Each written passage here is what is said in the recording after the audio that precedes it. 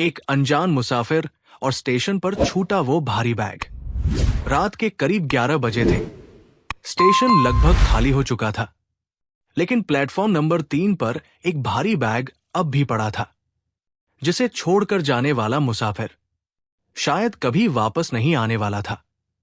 और उस बैग के अंदर क्या था, ये जानकर किसी की भी रूह कांप जाए। अगर आप ऐसी ही दिल छू लेने वाली और सस्पेंस से भरी कहानियां पसंद करते हैं, तो इस वीडियो को लाइक, शेयर और channel story hub by Mukesh को सब्सक्राइब जरूर करें, क्योंकि यहां हर कहानी सिर्फ कहानी नहीं, एक एहसास होती है। सर्दियों की वो रात कुछ अलग थी। पटना जंक्शन का प्लेटफॉर्म नंबर 3 आम दिनों की तरह शोरगुल से भरा नहीं था।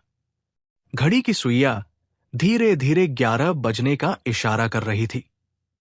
कहीं कहीं चाय वाले अपनी आखिरी आवाज लगा रहे थे। चाय, गरम चाय। लेकिन उस रात हवा में एक अजीब सा सन्नाटा था, जैसे कुछ होने वाला हो या कुछ हो चुका हो। राहुल, जो कि रेलवे में एक छोटा सा सफाई कर्मचारी था, अपना रोज का काम खत्म करके घर जाने की तैयारी कर रहा था। उसकी नजर अचानक प्लेटफॉर्म के एक कोने पर पड़ी। एक काला, भारी बैग। बैग थोड़ा पुराना था, लेकिन बेहद मजबूत लग रहा था। और सबसे अजीब बात, वो पूरी तरह अकेला था। राहुल धीरे धीरे उस बैग के पास गया। किसी का सामान होगा, उसने मन ही मन सोचा। लेकिन फिर उसने चारों तरफ नजर दौड़ाई। कोई भी उस बैग के पास नहीं था। न कोई यात्री, न कोई कुली, न कोई पुलिस। इतना बड़ा बैग कोई ऐसे कैसे छोड़ सकता है? उसके दिमाग में सवाल घूमने लगे। उसने बैग को हल्के से हाथ लगाया। बहुत भारी था, इतना भारी कि जैसे उसके अंदर सिर्फ कपड़े नहीं, कुछ और हो। राहुल का दिल थोड़ा घबराने लगा। उसे कुछ दिन पहले की खबर याद आई। स्टेशन पर एक संदिग्ध बैग मिला था, जिसमें बम होने की आशंका थी। उसका गला सूख गया। नहीं, नहीं, शायद मैं ज्यादा सोच रहा हूं, उसने खुद को समझाया। लेकिन फिर भी उसका मन मान नहीं रहा था। तभी पीछे से एक आवाज आई। अरे, तुम अभी तक गए नहीं? राहुल ने पलटकर देखा। वो स्टेशन का गार्ड मिश्रा जी थे। राहुल ने इशारा करते हुए कहा, सर, ये बैग देखिए, काफी देर से पड़ा है यहां। मिश्रा जी भी पास आए। उन्होंने बैग को गौर से देखा। उनकी भौहें सिकुड़ गई। किसी का है? उन्होंने पूछा। नहीं सर, काफी देर से देख रहा हूं। कोई लेने नहीं आया। कुछ सेकंड के लिए दोनों चुप रहे। हवा और ठंडी लगने लगी। खोल कर देखते हैं, मिश्रा जी ने धीरे से कहा। राहुल एकदम घबरा गया। सर, अगर इसमें कुछ खतरनाक हुआ तो? मिश्रा जी भी थोड़ा हिचकिचाए, लेकिन फिर बोले, अगर ये खतरनाक है तो इसे ऐसे ही छोड़ना और भी खतरनाक है। दोनों ने एक दूसरे की तरफ देखा और धीरे धीरे बैग की चेन खोलने लगे। जैसे ही चेन आधी खुली, अंदर से कुछ गिरने की आवाज आई। टक! दोनों चौंक गए। राहुल का हाथ कांपने लगा। उसने धीरे से बैग का मुंह खोला और अंदर झांका। अंदर जो था, उसे देखकर राहुल की आंखें फैल गई। उसका चेहरा एकदम सफेद पड़ गया। ये क्या है? उसकी आवाज कांप रही थी। मिश्रा जी ने भी अंदर देखा और अगले ही पल वो भी एक कदम पीछे हट गए। बैग के अंदर एक पुरानी डायरी, कुछ खून के धब्बे और एक छोटा सा बच्चा का जूता था। पूरा माहौल अचानक डरावना हो गया। ये मामला साधारण नहीं है, मिश्रा जी ने धीरे से कहा। राहुल का दिल तेजी से धड़क रहा था। उसे लग रहा था कि वो किसी बहुत बड़े राज के करीब आ चुका है। लेकिन असली सवाल अब भी वही था, ये बैग किसका था? और वो अनजान मुसाफिर आखिर गया कहाँ? और तभी प्लेटफॉर्म पर लगी एक पुरानी सीसीटीवी स्क्रीन पर एक झिलमिलाती हुई तस्वीर दिखाई दी। एक आदमी काले कोट में उसी बैग को रखते हुए और फिर धीरे धीरे अंधेरे में गायब होता हुआ। राहुल ने स्क्रीन की तरफ देखा। उसकी सांसें रुक गई। सर, वो आदमी। लेकिन इससे पहले कि वो कुछ और बोल पाता, सीसीटीवी स्क्रीन अचानक ब्लैक हो गई और उसी पल प्लेटफॉर्म पर कहीं दूर से एक बच्चे के रोने की हल्की सी आवाज सुनाई दी। प्लेटफॉर्म पर गूंजती उस बच्चे की रोने की आवाज ने राहुल और मिश्रा जी दोनों को अंदर तक हिला दिया था। आवाज बहुत हल्की थी, लेकिन साफ थी, जैसे कोई बच्चा कहीं बहुत पास हो या फिर बहुत दूर। तुमने सुना? राहुल ने धीमे स्वर में पूछा। मिश्रा जी ने सिर हिलाया। हां, लेकिन इस वक्त यहां बच्चा। दोनों ने इधर उधर देखा। पूरा प्लेटफॉर्म लगभग खाली था। केवल कुछ दूर एक चाय वाला अपना सामान समेट रहा था। बाकी बस सन्नाटा। आवाज उस तरफ से आई। राहुल ने प्लेटफॉर्म के आखिरी छोर की तरफ इशारा किया, जहां रोशनी भी कम थी और अंधेरा ज्यादा। मिश्रा जी ने टॉर्च निकाली। चलो देखते हैं। दोनों धीरे धीरे उस दिशा में बढ़ने लगे। हर कदम के साथ उनके दिल की धड़कन तेज होती जा रही थी। हवा में अजीब सी ठंडक थी, जैसे कोई अदृश्य चीज उनके साथ चल रही हो। अचानक वो आवाज फिर आई, मम्मी। राहुल के कदम वहीं रुक गए। उसके शरीर में सिहरन दौड़ गई। सर, ये तो बहुत पास से आई। मिश्रा जी ने टॉर्च की रोशनी आगे डाली और जैसे ही रोशनी प्लेटफॉर्म के कोने में पड़ी, दोनों की सांसें थम गई। वहां एक छोटा सा बच्चा बैठा था, करीब 4-5 साल का। फटे पुराने कपड़े, आंखों में आंसू और हाथ में वही दूसरा जूता। राहुल धीरे धीरे उसके पास गया। बेटा, तुम यहां अकेले क्या कर रहे हो? बच्चे ने ऊपर देखा। उसकी आंखें डरी हुई थी, लेकिन उनमें एक उम्मीद भी थी। वो अंकल मुझे यहां बैठा कर गए हैं, उसने कांपती आवाज में कहा। कौन अंकल? मिश्रा जी ने पूछा। बच्चे ने प्लेटफॉर्म की तरफ इशारा किया। वो काले कोट वाले अंकल। राहुल और मिश्रा जी ने एक दूसरे की तरफ देखा। उनके दिमाग में वही सीसीटीवी वाला आदमी घूम गया। उन्होंने क्या कहा तुमसे? राहुल ने पूछा। बच्चा थोड़ा चुप हुआ, फिर बोला, उन्होंने कहा अगर मैं यहां से हिला तो मम्मी को कुछ हो जाएगा। ये सुनते ही दोनों के पैरों तले जमीन खिसक गई। तुम्हारी मम्मी कहाँ है? मिश्रा जी ने जल्दी से पूछा। बच्चे ने धीरे से कहा, मम्मी उस बैग में है। एक पल के लिए समय जैसे रुक गया। राहुल के हाथ से टॉर्च गिरते गिरते बची। उसका पूरा शरीर कांप उठा। सर, इसका मतलब? उसकी आवाज ही नहीं निकल रही थी। मिश्रा जी ने तुरंत फैसला लिया। चलो अभी उसी बैग के पास। तीनों तेजी से वापस प्लेटफॉर्म के उस कोने की तरफ भागे, जहां वो काला बैग पड़ा था। राहुल का दिल इतनी जोर से धड़क रहा था, जैसे अभी बाहर आ जाएगा। हे भगवान, अगर ये सच हुआ तो? उसने मन ही मन सोचा। जैसे ही वो बैग के पास पहुंचे, मिश्रा जी ने तुरंत उसे पूरी तरह खोल दिया। इस बार उन्होंने बिना डरे पूरा बैग उलट दिया। अंदर से कुछ कपड़े, वो डायरी, खून के धब्बे और नीचे एक फोटो। राहुल ने फोटो उठाई। उसमें वही बच्चा था और उसके साथ एक महिला, शायद उसकी मां, लेकिन बैग के अंदर कोई इंसान नहीं था। तो फिर बच्चा ऐसा क्यों बोल रहा है? राहुल के दिमाग में सवाल गूंज रहा था। तभी मिश्रा जी की नजर डायरी पर पड़ी। उन्होंने डायरी उठाई और पहला पन्ना खोला। उसमें लिखा था, अगर ये बैग किसी को मिले तो समझ लेना कि मैं बहुत बड़ी मुसीबत में हूं। मेरा नाम सीमा है। राहुल ने घबराकर पूछा। सर, आगे क्या लिखा है? मिश्रा जी ने पन्ना पलटा।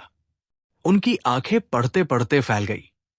इस डायरी में लिखा है कि, उन्होंने रुकते हुए कहा, एक आदमी पिछले 3 दिनों से उनका पीछा कर रहा था और वो आदमी कोई और नहीं बल्कि उनका खुद का पति था। राहुल चौंक गया। पति? लेकिन क्यों? मिश्रा जी ने अगली लाइन पढ़ी। वो मुझे मारना चाहता है क्योंकि मैंने उसका राज जान लिया है। हवा अचानक और भारी हो गई। कौन सा राज? राहुल बुदबुदाया। मिश्रा जी ने आखिरी लाइन पढ़ी और उनकी आवाज कांप गई। वो बच्चों का अपहरण करता है और उन्हें बेच देता है। राहुल के पैरों तले जमीन खिसक गई। उसने तुरंत उस बच्चे की तरफ देखा। तो क्या ये बच्चा भी? मिश्रा जी ने गंभीर आवाज में कहा। हां, शायद ये भी उसी गिरोह का शिकार है। तभी पीछे से किसी के कदमों की आवाज आई, धीरे, भारी और खतरनाक। राहुल और मिश्रा जी दोनों ने पलटकर देखा। अंधेरे से वही काले कोट वाला आदमी बाहर आ रहा था। उसके चेहरे पर एक डरावनी मुस्कान थी। तो तुम लोगों ने बैग खोल ही लिया, उसने धीमी लेकिन खौफनाक आवाज में कहा। राहुल का गला सूख गया। मिश्रा जी ने बच्चे को पीछे किया। तुम कौन हो? उन्होंने हिम्मत जुटाकर पूछा। वो आदमी धीरे धीरे आगे बढ़ा और बोला, मैं वही हूं जिससे इस डायरी में सबसे ज्यादा डरने को कहा गया है। और उसकी आंखें सीधे उस बच्चे पर टिक गई। काले कोट वाला आदमी धीरे धीरे उनकी तरफ बढ़ रहा था। उसके कदमों की आवाज पूरे प्लेटफॉर्म पर गूंज रही थी। राहुल का गला सूख चुका था। मिश्रा जी ने बच्चे को अपने पीछे कर लिया। डरना मत, हम हैं तुम्हारे साथ, उन्होंने धीरे से कहा। लेकिन सच ये था कि डर तो अब उनके अंदर भी घर कर चुका था। तुम लोग बहुत बहादुर बन रहे हो, उस आदमी ने मुस्कुराते हुए कहा। लेकिन कुछ सच्चाइयां जितनी देर से पता चले उतना अच्छा होता है। राहुल ने हिम्मत जुटाई। तुमने इस बच्चे की मां के साथ क्या किया? आदमी अचानक रुक गया। उसकी मुस्कान और चौड़ी हो गई। वो औरत बहुत समझदार बन रही थी। उसने ठंडी आवाज में कहा। उसे लगा कि वो मुझे पकड़वा देगी। मिश्रा जी ने गुस्से में कहा, तुम जैसे लोग इंसान नहीं, हैवान होते हैं। आदमी हंस पड़ा, एक ठंडी डरावनी हंसी। हैवान? उसने दोहराया। हैवान तो वो लोग हैं जो अपनी जरूरत के लिए दूसरों के बच्चों को खरीदते हैं। ये सुनकर राहुल सन्न रह गया। मतलब तुम अकेले नहीं हो? उसने डरते हुए पूछा। आदमी ने सिर हिलाया। ये तो बस एक छोटा सा खेल है। अब माहौल और खतरनाक हो चुका था। मिश्रा जी ने धीरे से राहुल से कहा, हमें किसी तरह पुलिस को खबर करनी होगी। लेकिन जैसे ही राहुल ने जेब में हाथ डाला, आदमी ने तुरंत जेब से चाकू निकाल लिया। कोई फोन नहीं करेगा। उसकी आवाज अब सख्त हो चुकी थी। बच्चा डर के मारे रोने लगा। मुझे मेरी मम्मी के पास जाना है। आदमी ने उसकी तरफ देखा और बोला, चुप हो जाओ, नहीं तो तुम भी अपनी मम्मी से जल्दी मिल जाओगे। ये सुनते ही राहुल के अंदर कुछ टूट गया। बस बहुत हो गया। वो अचानक चिल्लाया। उसने पास पड़ा लोहे का डंडा उठा लिया और आदमी की तरफ बढ़ा। मिश्रा जी चौंक गए। राहुल? नहीं, लेकिन अब देर हो चुकी थी। राहुल ने पूरी ताकत से वार किया। आदमी ने तेजी से बचाव किया और चाकू से पलटवार किया। छन्नाक, डंडा और चाकू टकराए। चिंगारियां सी निकली। पूरे प्लेटफॉर्म पर संघर्ष शुरू हो चुका था। मिश्रा जी ने तुरंत बच्चे को पीछे खींचा। भागो यहां से, उन्होंने बच्चे से कहा। लेकिन बच्चा वही खड़ा रहा, डर के मारे जड़ हो चुका था। उधर राहुल और वो आदमी एक दूसरे से भिड़ चुके थे। आदमी बेहद चालाक और तेज था। उसने राहुल को धक्का दिया। राहुल जमीन पर गिर पड़ा। आदमी ने चाकू उठाया और उसकी तरफ बढ़ा। अब खत्म, उसने कहा। लेकिन तभी पीछे से मिश्रा जी ने उसे पकड़ लिया। राहुल, उठो, उन्होंने चिल्लाया। राहुल ने तुरंत उठकर फिर से डंडा पकड़ा। तीनों के बीच संघर्ष और तेज हो गया। तभी अचानक एक जोरदार सीटी की आवाज गूंजी। पुलिस। प्लेटफॉर्म पर 2 पुलिस वाले दौड़ते हुए आए। हथियार नीचे डालो, उन्होंने चिल्लाया। आदमी एक पल के लिए रुका, फिर उसने चारों तरफ देखा और अचानक भागने लगा। रुको! पुलिस उसके पीछे दौड़ी, लेकिन वो अंधेरे में गायब हो गया। कुछ सेकंड में सब शांत हो गया। राहुल हाँफ रहा था। मिश्रा जी थक चुके थे। बच्चा अब भी रो रहा था। तुम लोग ठीक हो? एक पुलिस वाले ने पूछा। हाँ, लेकिन वो आदमी भाग गया, मिश्रा जी ने कहा। पुलिस ने तुरंत वायरलेस पर मैसेज किया। सभी यूनिट्स अलर्ट। संदिग्ध व्यक्ति प्लेटफॉर्म 3 से फरार। अब मामला और बड़ा हो चुका था। राहुल ने डायरी पुलिस को दी। पुलिस वाले ने उसे पढ़ा और गंभीर हो गया। ये बहुत बड़ा गिरोह लग रहा है। तभी बच्चा धीरे से बोला, मुझे पता है वो कहाँ जाएगा। सभी की नजर उस पर टिक गई। कहाँ? पुलिस वाले ने पूछा। बच्चे ने कांपते हुए कहा, वो पुराने गोदाम में जाता है, जहां बहुत सारे बच्चे हैं। ये सुनते ही सबके रोंगटे खड़े हो गए। सर, हमें तुरंत वहां जाना चाहिए, राहुल ने कहा। पुलिस वाले ने सिर हिलाया। हां, लेकिन यह ऑपरेशन आसान नहीं होगा। मिश्रा जी ने बच्चे का हाथ पकड़ा। डरना मत, अब हम तुम्हें अकेला नहीं छोड़ेंगे। बच्चे की आंखों में पहली बार थोड़ी उम्मीद दिखी, लेकिन असली खतरा अभी बाकी था। क्या वो आदमी पकड़ा जाएगा? क्या उस गोदाम में सच में और बच्चे हैं? और सबसे बड़ा सवाल, उस बच्चे की मां आखिर कहां है? रात अब और गहरी हो चुकी थी। घड़ी में 12 बज चुके थे, लेकिन किसी की आंखों में नींद नहीं थी। पुलिस की जीप तेजी से उस पुराने गोदाम की तरफ बढ़ रही थी। साथ में राहुल, मिश्रा जी और वो छोटा बच्चा भी था। बेटा, यही रास्ता है ना? एक पुलिस अधिकारी ने पूछा। बच्चे ने धीरे से सिर हिलाया। हां, वो मुझे यही लाए थे।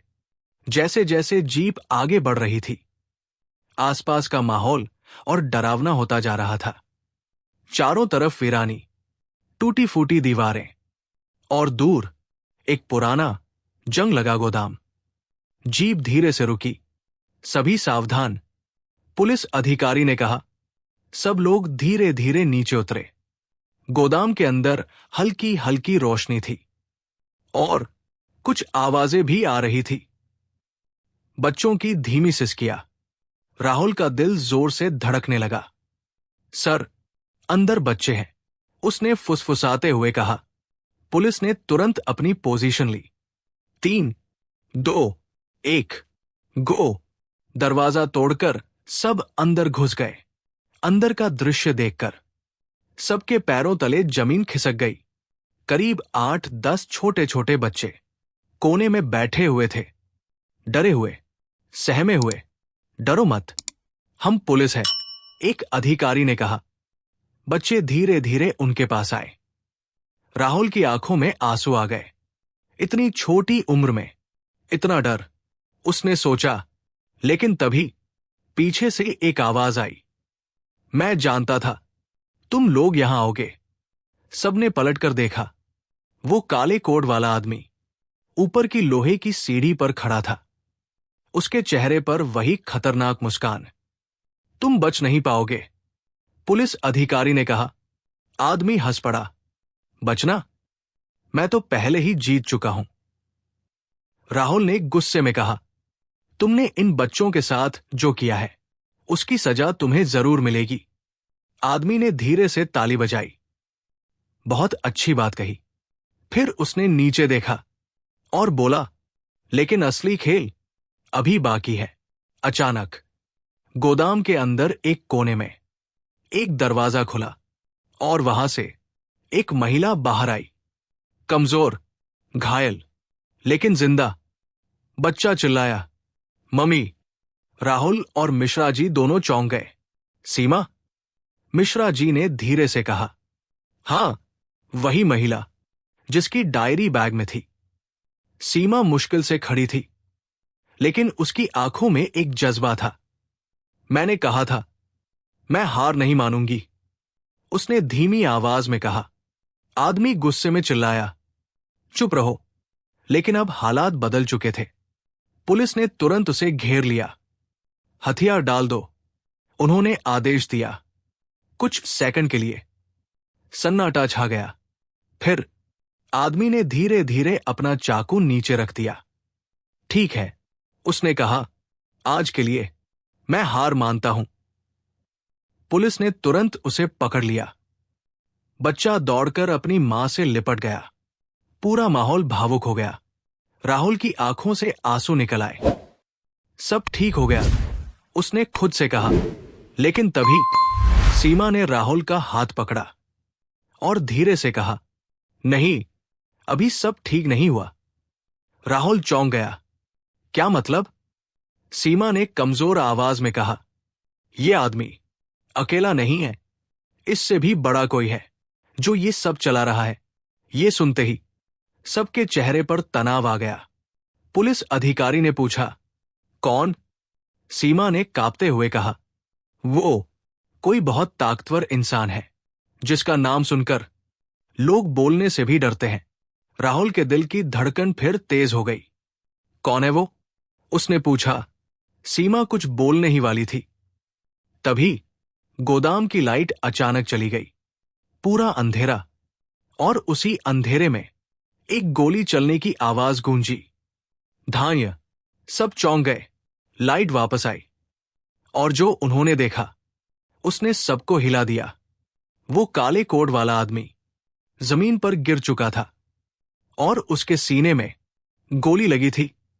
लेकिन गोली किसने चलाई? दरवाजे के पास एक परछाई खड़ी थी और वो धीरे धीरे अंदर आ रही थी।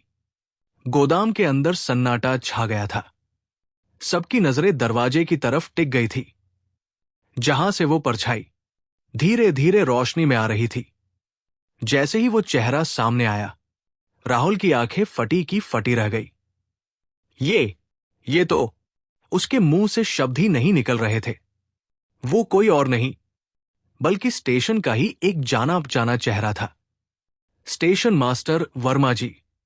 मिश्रा जी भी चौंक गए। वर्मा जी, आप? वर्मा जी के हाथ में पिस्तौल थी और उनके चेहरे पर एक अजीब सी शांति। हां, मैं, उन्होंने धीरे से कहा। लेकिन क्यों? राहुल ने कांपती आवाज में पूछा। वर्मा जी कुछ पल चुप रहे, फिर बोले, क्योंकि इस सिस्टम ने मुझे मजबूर कर दिया। सब हैरान थे।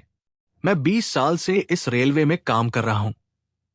उन्होंने कहना शुरू किया, ईमानदारी से, बिना किसी लालच के। लेकिन बदले में क्या मिला? उनकी आवाज भारी हो गई। एक बीमार बेटी, और उसका इलाज कराने के लिए पैसे तक नहीं। सीमा ने धीरे से कहा, तो आपने ये रास्ता चुना? वर्मा जी की आंखों में आंसू आ गए। मैंने नहीं चुना, उन्होंने कहा, मुझे चुना गया। उस गिरोह ने मुझे मजबूर किया। उन्होंने कबूल किया। पहले उन्होंने मुझे पैसे दिए, फिर धमकिया, और धीरे धीरे मैं इस दलदल में फंसता चला गया। राहुल ने गुस्से में कहा, लेकिन बच्चों का अपहरण, ये तो गुनाह है। वर्मा जी चिल्लाए। मुझे पता है। पूरा गोदाम गूंज उठा। हर रात मैं खुद को कोसता था। उन्होंने धीमे स्वर में कहा, लेकिन मैं मजबूर था। सीमा ने आगे बढ़कर कहा, मजबूरी कभी किसी को गुनहगार बनने का हक नहीं देती। कुछ सेकंड के लिए सन्नाटा छा गया। वर्मा जी की आंखों से आंसू गिरने लगे। उन्होंने पिस्तौल नीचे कर दी। मैं हार गया, उन्होंने धीरे से कहा। आज पहली बार मुझे लग रहा है कि मैं गलत था। पुलिस अधिकारी आगे बढ़े।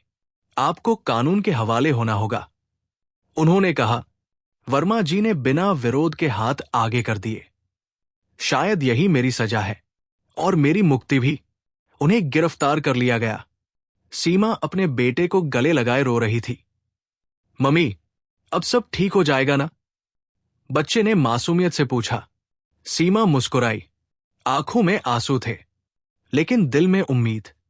हाँ बेटा, अब सब ठीक हो जाएगा। राहुल और मिश्रा जी एक तरफ खड़े थे। राहुल ने गहरी सांस ली। सर, आज अगर हम उस बैग को नजरअंदाज कर देते, मिश्रा जी ने मुस्कुराते हुए कहा, तो शायद ये सब कभी सामने नहीं आता। धीरे धीरे सुबह होने लगी। सूरज की पहली किरणें गोदाम के टूटे हुए दरवाजे से अंदर आ रही थी। जैसे अंधेरे के बाद रोशनी का आना तय था। कुछ दिनों बाद सभी बच्चों को उनके परिवार से मिला दिया गया। सीमा और उसका बेटा अब एक नई जिंदगी शुरू कर चुके थे। और राहुल, उसे रेलवे की तरफ से सम्मान मिला, लेकिन उसके लिए सबसे बड़ा इनाम वो था उस बच्चे की मुस्कान, जो अब डर के बजाय उम्मीद से भरी थी। कभी कभी एक छोटा सा कदम किसी की पूरी जिंदगी बदल सकता है। उस रात एक अनजान मुसाफिर का छोड़ा हुआ बैग सिर्फ एक रहस्य नहीं था, वो एक मौका था सही और गलत के बीच फर्क करने का। और राहुल ने सही रास्ता चुना।